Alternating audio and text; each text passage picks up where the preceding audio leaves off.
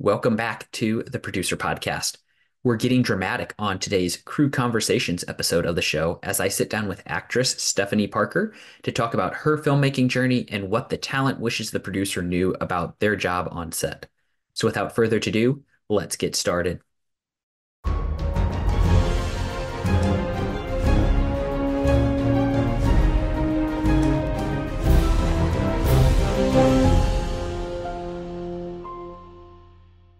So we haven't gotten to work together before, but we've seen each other at festivals. I know I've seen a number of projects you've been a part of. Uh, but yeah, just kind of maybe start by telling me, kind of how you got into especially doing film acting. Yeah. It's really interesting because I'd always loved acting ever since I was probably in grade school, and they had theater production. Musical theater is kind of where I started. And I ended up, once my husband and I got married, I ended up putting film, because I had started film acting, lived in LA for a little bit. But I started film acting, and then we had a baby. We had a little girl, our daughter Charlotte, who's now 13, which is crazy.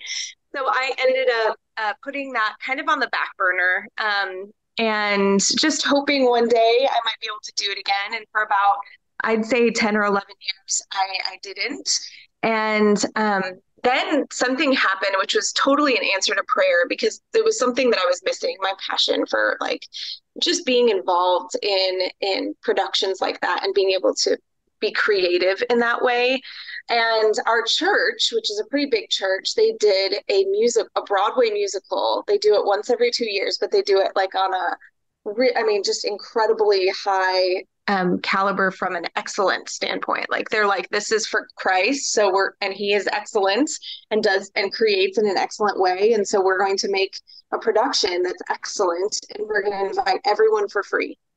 And it was just an incredible experience. And I got a chance to play Dolly and Hello Dolly, and it kind of reawakened that passion in my heart. And it also led to my father-in-law and mother-in-law starting to come to church, which they hadn't been going our whole marriage. And so just to be able to see the power of the arts, even if it wasn't like we weren't doing like a Christian play. We were doing Hello Dolly, which is a Broadway production, and yet became like the open door for my in-laws to start going to church, and they've been going and serving there ever since. And just to see the power of the creativity that God gives us, and how he can use that as a doorway to lead to him was really incredible. And I'm like, I want to keep doing this. And so it was right around that time I really felt led to go back into film acting, primarily because theater acting is a lot more time consuming. When you have kids, it's hard. Mhm. And it's just harder to be away so much. But with film acting, you can audition at home, you can rehearse at home, and you show up ready and let go. And then you're able to make really awesome content that has a power of lasting. And I really just wanted to go back into it in a way that was God honoring, just telling stories that are redemptive in nature, or that could kind of point people to Jesus.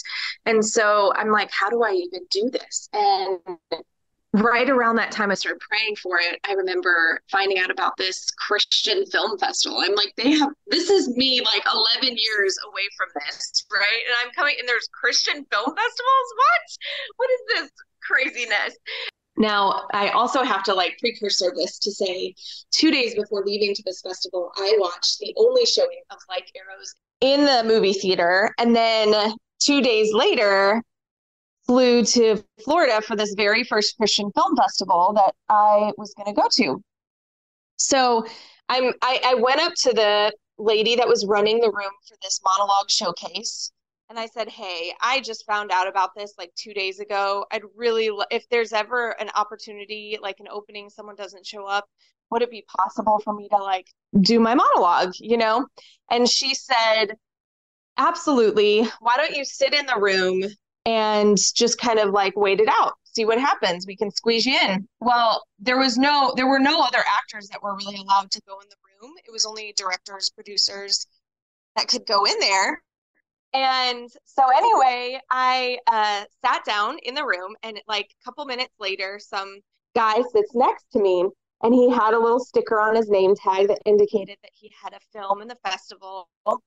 And I'm like, oh my goodness, what's your film? And he goes, Like Arrows. I'm like, what? And it was Kevin Peoples, who's so, so sweet. And I was there with my headshots that I had taken in my lawn with my Hmm. like I selfie and printed out at Kinko's. Like they were rough, okay? We're talking rough. But he was so kind, and I was like, no way, I just saw that we're going to be bringing it to our church. And he was so kind to like wait, I would say, for like an hour in that room, well, until I could squeeze in and go. And so I did my monologue.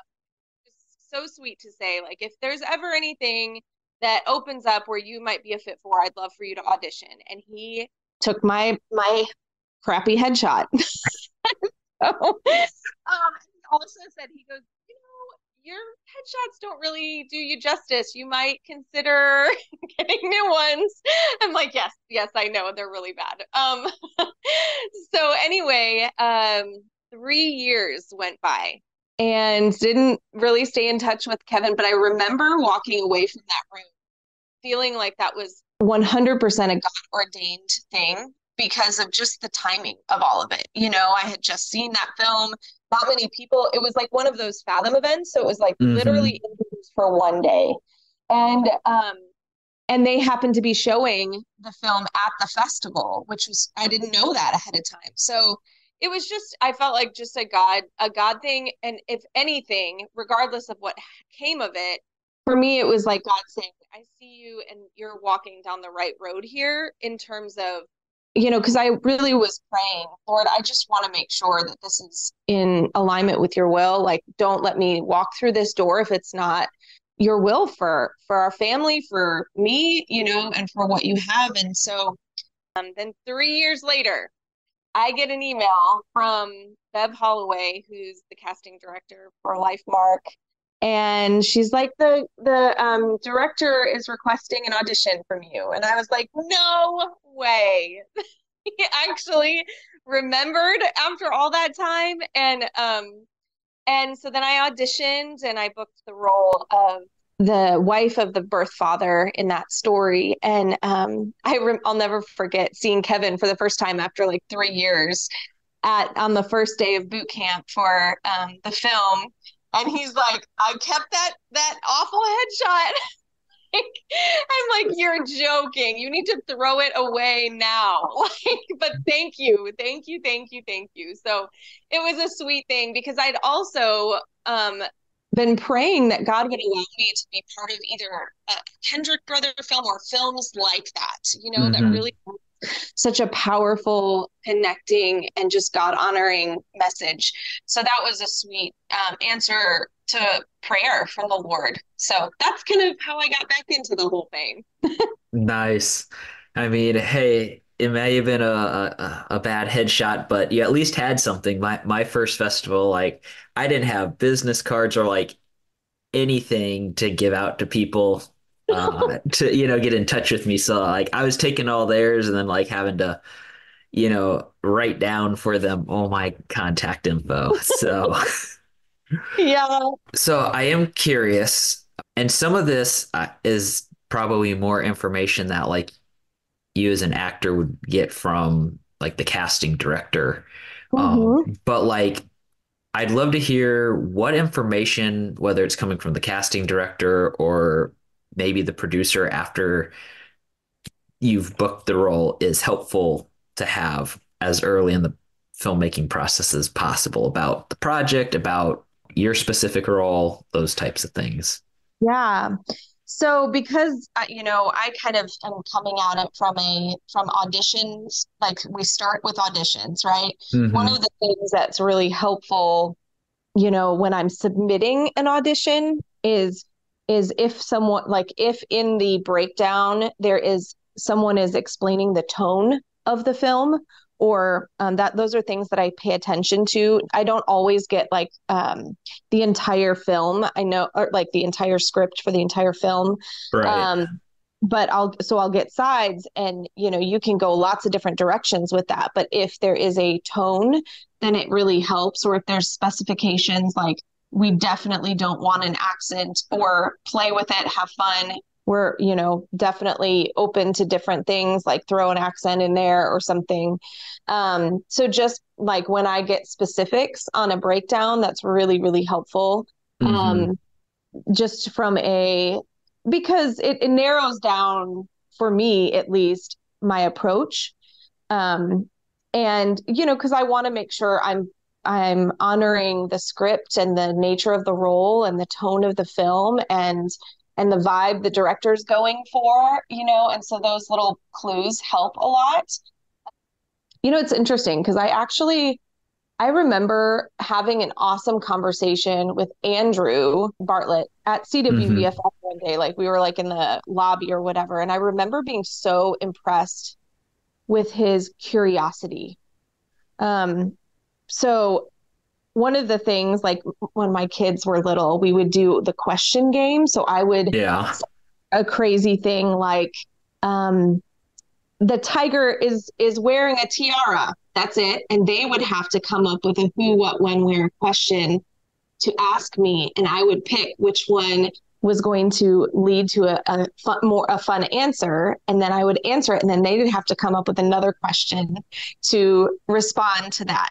So because one of the things that I value so much in directors, producers, is just curiosity, like the ability to ask good questions. And I remember being so impressed. And I told them after the fact, and both of them are great. Both the Bartletts are great at this, just how intentional they were about, and curious, like genuinely curious of like, what helps you as an actor, when you're in a scene like that, how, as a director, if I'm directing this actor, like what would help you to pull out a great performance, just I remember being so impressed with that curiosity. And I think that goes a long way when you're a casting director or a producer, to be like, what is it that I can do to serve you well in doing your job, like bringing the most out of that character for you. I remember working with JC, John Clay Burnett, as well. And like he was very good about that too. Like after we filmed this, it was like a promo for this feature film. Hmm. And I remember him and both of them, Sarah too, just being like, hey, like, what is it that we can do differently or better? Like, what works for, what is helpful for you? What wasn't helpful for you? Even after the production was finished, was really, it like stuck out in my mind as some, first of all, humility is what that looked like to me, like how I received that of, wow, I want to keep learning. I'm willing to, and open to constructive criticism and feedback. And like, I want to be better the next time. And I just was so impressed by both of those things. Like, I love those guys, and just their curiosity, their willingness to constantly grow and change and ask good questions. That speaks volumes to me. So that would be, I don't know if that answers your question, but that's something that stuck out to me. Yeah, that's helpful. I try to do that. I'm not always the greatest at Same. It's asking hard. questions and or at least knowing what to ask. Yeah, yeah, it is hard. Like almost like learning the words, learning good deep questions. And it's not something that just comes naturally. It is a practice thing that can be learned, but it takes practice, I think. And some people it comes easier to because maybe they had an upbringing where that was just like commonplace. But for a Hmm. lot of people, that's not something that comes easily. That's something that is like learned, and it's something I'm constantly working because two kids and I have a preteen. Oh my gosh. Help me, Jesus. That's So you mentioned obviously you talked about being in LifeMark, which was a bigger narrative work, and then you also mentioned like the more promo piece you did for JC and Sarah. yeah. And so I'd be curious to hear from you, like, what are some of the differences or maybe challenges you kind of faced as like an actor between doing those two different types of work? Hmm. Oh, well, I think when you go into, that's a great question. I think when you go into different genres of film or commercial work or promo work, um, always asking yourself the question as an actor, like, what is the overall message or goal of this particular piece? So for a promo, it's really to get people's attention, to get people to continue want to see the full length feature. Whereas with a film, you're trying to honor the story because that's already locked and loaded. Like the story is there, that's gonna happen. Focus more when I do a feature, especially if it's a larger role, is to make sure that my arc, just I'm constantly thinking about, okay, especially from the film schedule, if it's not filming congruently, if it's like out of order, then what I will usually do is make sure that when I'm filming a scene for that day, that I'm thinking about, okay, what happened before this, what happened after this, and what part does this serve for the entire arc of the story in general and for the arc of the character. And so I'm thinking about it's a bigger picture, it feels like, for a feature than it does maybe for a promo because it's just a snapshot, so Right.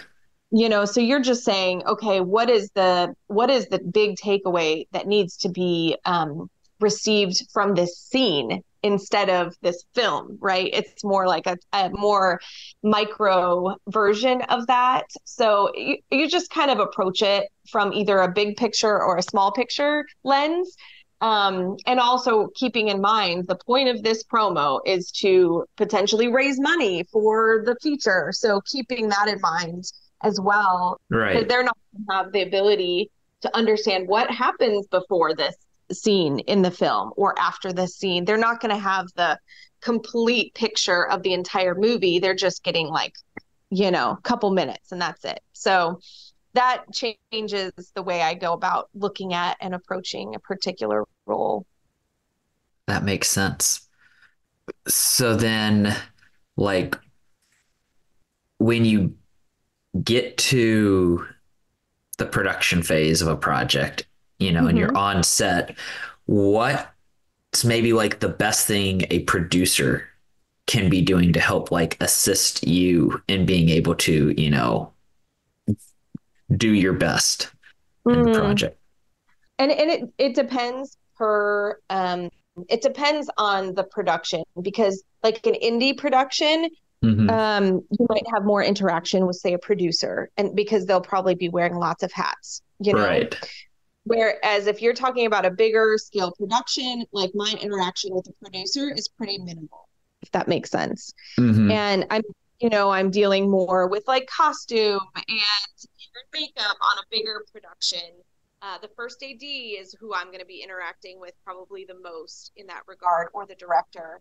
Um, and just from understanding, like, okay, I've got 10 minutes, they're going to do lighting, and I've got 10 minutes to change, get ready for the next scene or whatever.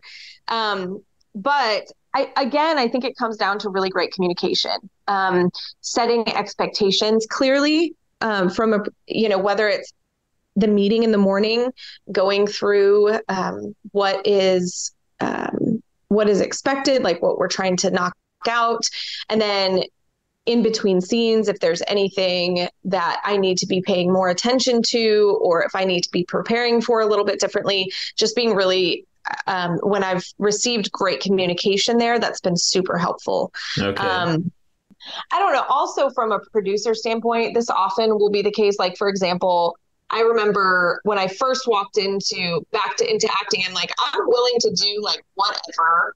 And I'm like, I'm gonna be a PA. Like I really haven't I've been away from film for so long. I just need to be a PA and just like get back to being on set again.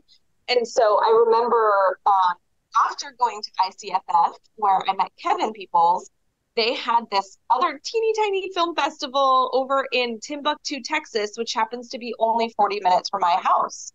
And it was at Capernaum where they filmed. This is before they filmed the first season of The Chosen there. Okay. And um, and so I remember going to this little film festival, and Aaron Burns was there doing a thing on screenwriting.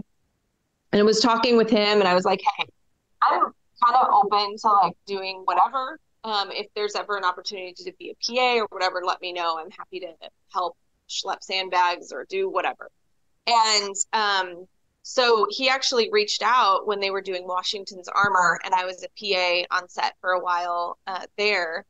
And so I kind of also got a different perspective from a producer standpoint there, because that was more like interaction, I would say, on a producer level than maybe an actor would have.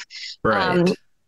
But I would say one of the things that I was really impressed with Aaron about was just how intentional he was with pouring into the crew at the beginning of the day. It's what the Kendrick brothers do too, which is just to really, really devote time to the Lord first and foremost before Hmm. anything gets kicked off, and praying. And I also love, like, he did the Blow Pop Awards. Actually, I think they used a coin on Washington's Armor. Sherry Rigby did this on her film set. She was amazing. The Kendricks do this. Aaron Burns has done this. Like, just finding people to really praise and elevate for a great job the day before, and really being intentional in pouring Christ into and unifying around the Word of God at the beginning of the day and prayer.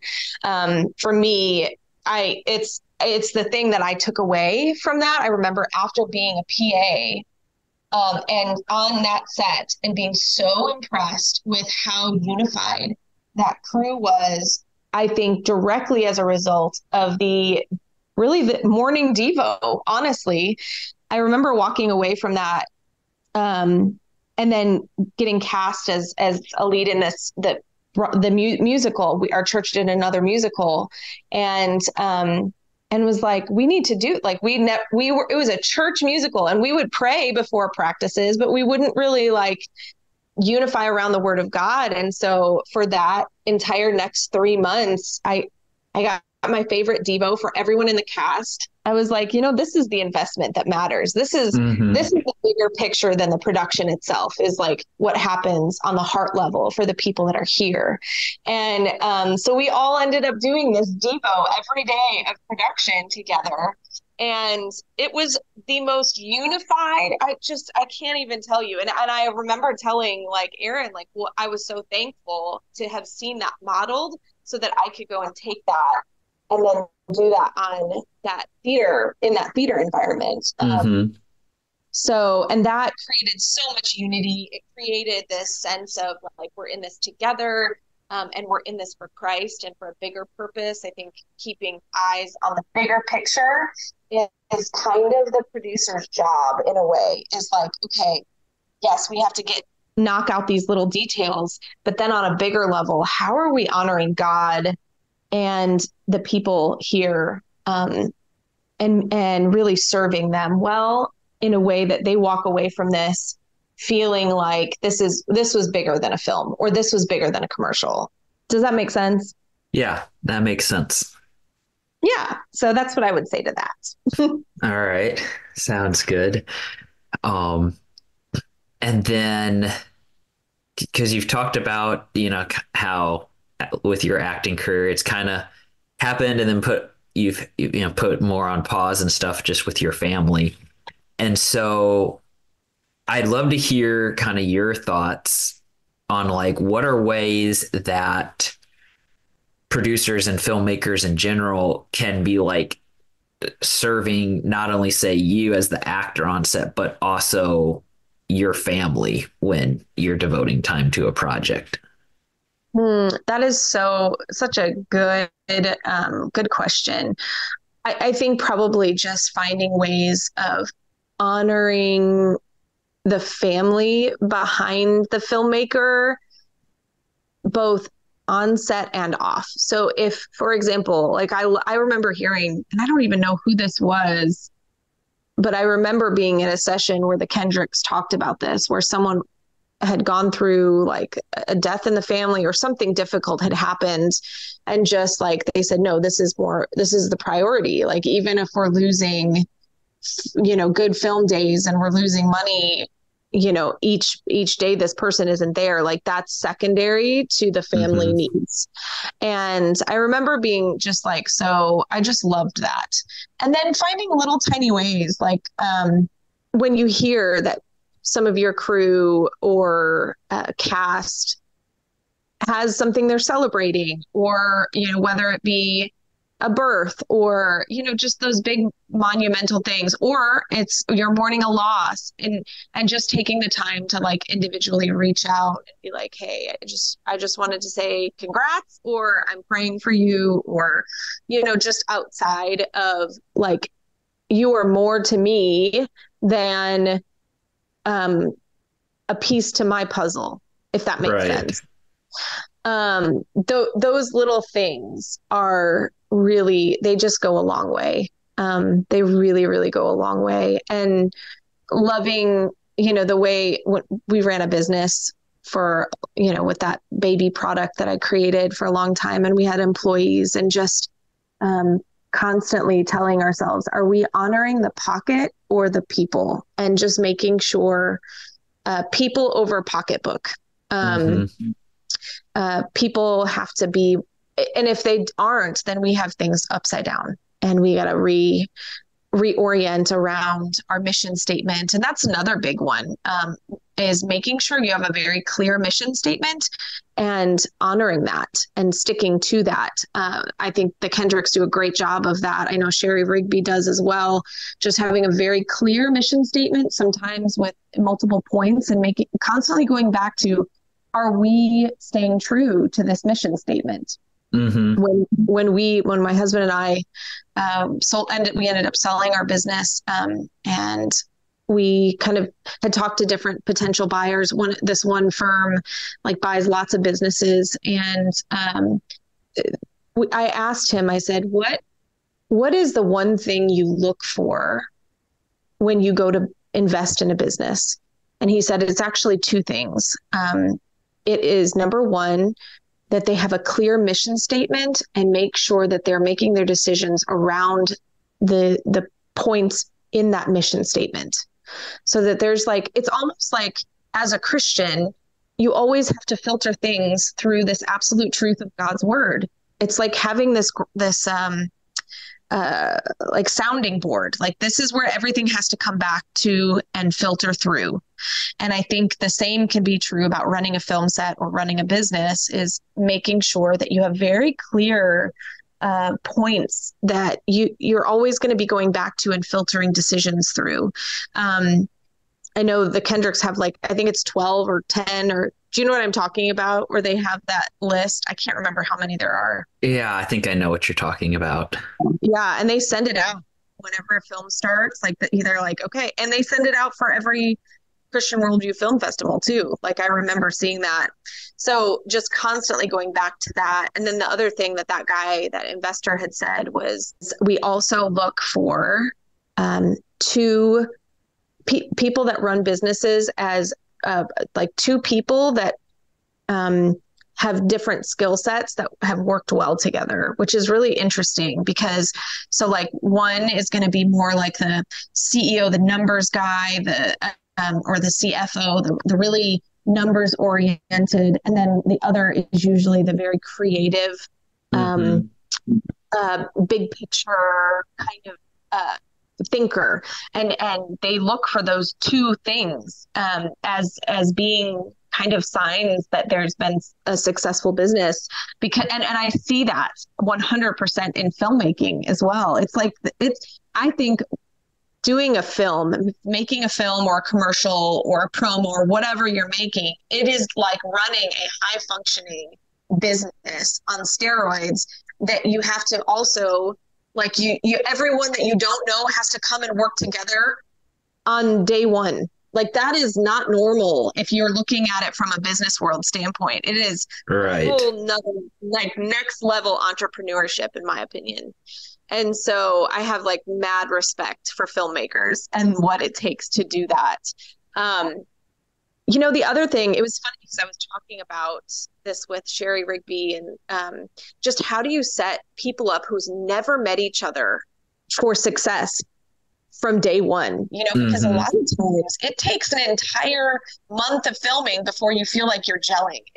It's also a situation where a lot of times these these people that have all come together from different places, different walks of life, different backgrounds, it takes an entire month to where you really feel like you can kind of communicate, and sometimes it doesn't work that way. And so how do you go into a film set? I talked to Sherry about this. I was like, I wonder if you could create like a little video course of Uh-huh. expectations ahead of time to where you're like, okay, before you show up on set, we are going to send you 7 videos that we ask for you to watch to prepare yourself for coming on set so that you're not surprised when we run things this way. And because people are coming in having never worked with someone before, and I understand that's why a lot of like the Kendricks, they'll work with very like this, usually around the same people every time if they Hmm. can, because you gel, you start to figure that gel out. But sometimes it takes a couple films to figure that out, and when you get it, it's Yes. awesome. But it's hard, and so learning ways to kind of precursor that, to I was like, I wonder if you could create something where ahead of time, I know that the Kendricks do the boot camp, which is awesome. But like, if you could create like a series of films, one day a week before you all show up so that you are all on the same page with something, whatever your core values are. Maybe making something that honors each one of those so that going in, it's not like this big like culture shock. I think that's an interesting idea to have like the video type thing. I've never heard somebody pitch that before. Especially like for new people that haven't worked with like the production company or the core group. Yeah. Before I could see that being helpful because I Mm-hmm. know we've run into that where it's like, well, we have a couple of our core people on, but then because of where we're filming in the country, we're bringing in people that are more local and Yeah. we do things a little differently than they're used to. And then it, takes longer to kind Right. of gel together. Yeah. This next question wouldn't necessarily have to be like specifically related to producers, Okay. but I would love to just kind of hear like what are some either misunderstandings or misconceptions you see filmmakers have about actors? Oh, that's funny. Okay. I don't know why. Like the initial thing that came to mind was they're all divas. That was the first thing that I think is a misconception, unfortunately, because there is some reality to it. There are a lot of people that come in like, I need my cinnamon rolls and they need to be at exactly 120 degrees. And and there's a lot of that, unfortunately. I think Mm-hmm. there's maybe less of that in the Christian film world, but who knows? I mean, I'm sure there's a lot of that too everywhere you go. But um, yeah, that was my first thought. But personally, and this is as an actor, I'm like, I so appreciate like the extra attention and stuff, but at the same time, I'm like, but we're like doing a fraction of what y'all are doing, and I feel like we get treated so much better sometimes, and I sometimes feel bad about that. So I tend to like err on the side of like I feel like I wish everyone was treated that way too. Right. I've definitely been on a few projects that had their divas. Oh, well, It's never an easy challenge at that point. Um, yeah. I don't know where that culture, this culture of entitlement and like it makes me sad because like I feel like that shouldn't be the case, but Hmm. um I guess because people that they're more in the public eye or something like that, and they're kind of like the ones that are seen in the movie the most. But they like do the let. I mean, listen, we do our own work at home before we get there. But like, I'm watching everyone, all the producers staying up like 5 hours after I've already left set. And I'm just in awe. I am in awe of all of y'all and what you invest. And um, I just think y'all are the unsung heroes there. And I think maybe us actors could do a better job too of finding ways of like honoring that, you know? I don't Hmm. know. So that's just a thought. So then, and I think this one you were starting to touch on when we were talking, about like kind of the core values and like maybe trying to communicate that to people ahead of time so they know what to expect and Yeah. stuff. But like, what would be one piece of advice that you would give to producers about how to run a good film set? I think again, just honoring people, finding ways of making them feel seen and heard and respected. Um, and whatever that looks like, whatever core values that may look like, whether it's the producer getting with people ahead of time.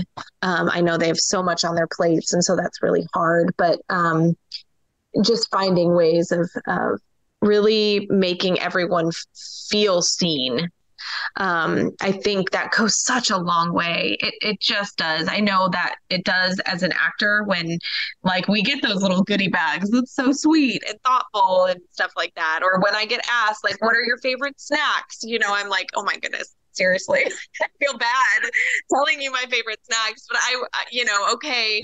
But like, what could you do that potentially as a producer to maybe crew members? I don't know. Just because I think if you want a film set running smoothly and that crew feels seen and heard, you better believe they're going to work harder. You better Mm-hmm. believe they're going to feel appreciated. And if they can feel appreciated, they're going to give 110% more.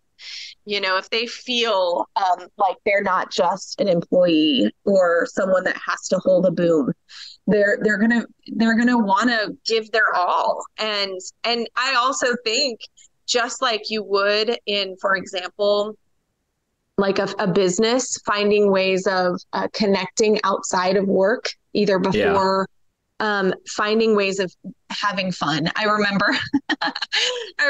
on LifeMark, I think it was Adam Drake and like I can't remember who else was there, but they had like they would have Nerf wars and all the time. And and they would have like shootouts where they would stand back to back and like walk 10 paces and like turn around. And first of all, just like that fun, that element of fun can add to just the feeling appreciated, feeling seen, bring some of those gel blasters to set one day and be like, hey, we have like we're just shooting like pickup shots, so we're also going to be having a gel blaster war in the process, or whatever. Like find little ways of doing that so that the crew feels you know appreciated and like that they're having fun and it's not just a job. Does that make sense? It like Mm-hmm.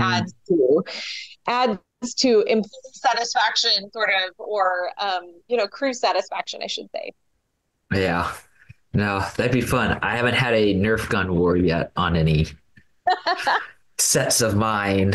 But But have you ever worked at like other jobs outside of filmmaking, or is that pretty much like what you've done? I've had some smaller, part-time things, but Yeah. not like anything full-time outside of Mhm. film. Yeah, but like, I mean, I asked myself, like, when I've worked those other jobs, like when they've done employee appreciation days, maybe they had like a special dessert or they did a fun activity.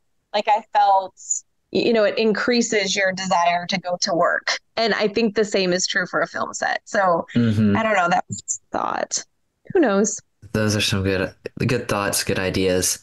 Um, so then the final question I had for you Okay. is obviously like the film crew, the film community is always like this tight knit thing because of everything you go through and experience making a movie.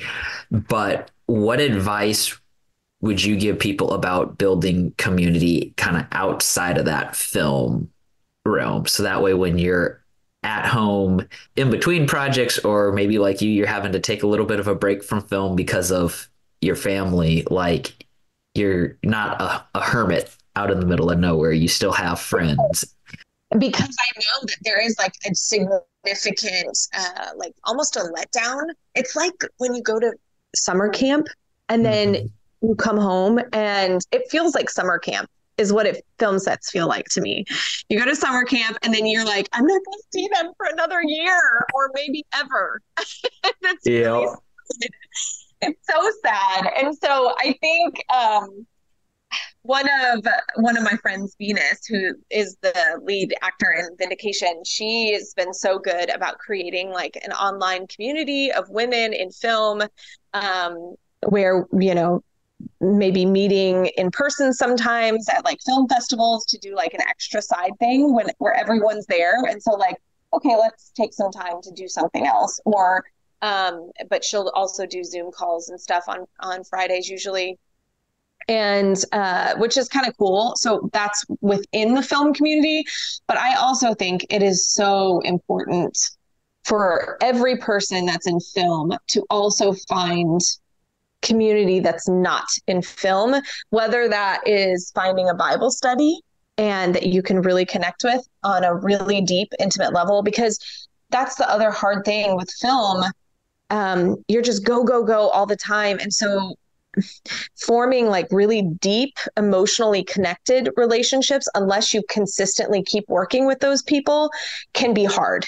It kind of stays more on the surface level sometimes. Sometimes, if you've worked with them a bunch more, then you've had time to like foster that relationship more. Like a lot of my friends that I've met on films, like one of my best friends in general in life, in the film world, but also outside, is Micah Hansen, who was in like Okay. and she's like just a sweet sister that I've like done life with, and we keep in like we constantly are Marco Poloing each other. So that's a good way to connect, is Marco Polo outside of film sets. But like I'll see her, twice a year, or more, hopefully. But that's usually the consistency. So staying in touch through Marco Polo has been good. But then also for me, having a ladies' Bible study that I go to, that I'm like really intentional about investing in and letting myself be seen in terms of like just the hard stuff that life can bring, and being transparent and authentic. It allows you to feel connected on a consistent level outside of film sets. So I just would, first of all, I could encourage anyone, not just film people, but like find that group of people that you can be really honest and really vulnerable with. And if you haven't found it, it takes time. It takes investing, and keep showing up, having uncomfortable conversations until it doesn't become uncomfortable anymore, and putting yourself in awkward situations, um, you know, so that you can connect on a deeper level emotionally with people, because that's how God created us, is to connect like that. Um, Mm-hmm. so yeah, finding, not forsaking the fellowship of believers, like scripture says. There's a reason God says that. Finding areas that you can serve, I think pouring out really pours in to you in a way that you just can't even put into words quite. You just have to find areas where you feel like you're able to serve other people outside of the film industry, whether it's, at your church or at a homeless shelter or whatever, finding places where you're pouring into others, because that indirectly is God's way, of pouring into you. The word says Right. like pour out, and or give and it will be given to you, you know, shaken down. What is that port like? Shaken down and running over is like the idea of like you'll get back from giving out. So those are just the ways I just would say like be intentional outside of film sets to make those connections in your local area, like in your area where you live, wherever that is. Hmm. Yeah. Yeah. No, that's good. And that's fun to hear some of the groups and things that you're a part of that other filmmakers have taken up and gotten going. Because I know sometimes you those are things that it's a great idea, but then they just don't get off the ground because everybody's so busy. I know that is really hard. And I think it's harder for men than it is women. Um, just because of the way we're wired differently. I think Hmm. girls are just like, we just want to talk. Like, can you want to talk? Like, let's get together and talk. And men are like totally content sitting next to each other with a fishing pole in hand and not saying a word for 5 hours. And then but like they feel connected, and so we just connect differently too. Hmm. And so like I think for men, like activities tend to be a connector more than like let's go for coffee and tell each other what's on our hearts. I guess that's why I suggested Nerf Wars for a producer to do with their crew, because most, I don't want to say all, but I would say the majority of crews on films are it's more male dominated, if that makes Hmm. sense, than it is from what I've seen. And I know there's some amazing filmmakers like Sherry McBee that who wants to change that and is really intentional about trying to get some girls involved on the crew side more, Yep. So yeah. That's awesome. All right. Well, we'll go ahead and wrap up this episode of the show. But thank you, Stephanie, for taking the time to come on and chat today. Yeah. It was so good talking to you. You as well. And with that, we're going to wrap up this episode of the Producer Podcast. Until next time, make sure to subscribe to the Producer Podcast and follow us on social media. Also, don't forget to pick up your copy of the new book by show host Micah Versman, The Producer's Life, A Guide to Practical Film Producing, on sale now. Until next time, thanks for listening.